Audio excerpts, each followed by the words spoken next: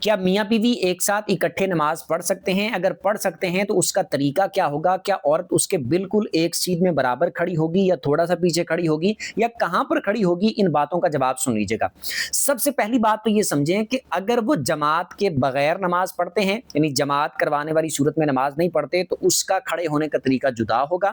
اگر جماعت کروانے والی کیفیت میں نماز نہیں پڑھتے بلکہ جدا جدا اپنی اپنی پڑھتے ہیں تو کھڑا ہونے کا حکم اور طریقہ جدا ہوگا۔ اگر تو جماعت کے ساتھ نماز پڑھیں، جیسے مرد جماعت کروا رہا ہے اور عورت نے اس کی اقتداء میں نماز پڑھنی ہے، وہ چاہے اس کی بیوی ہے، بیٹی ہے، بہن ہے، ماں ہے یا کوئی بھی عورت ہے،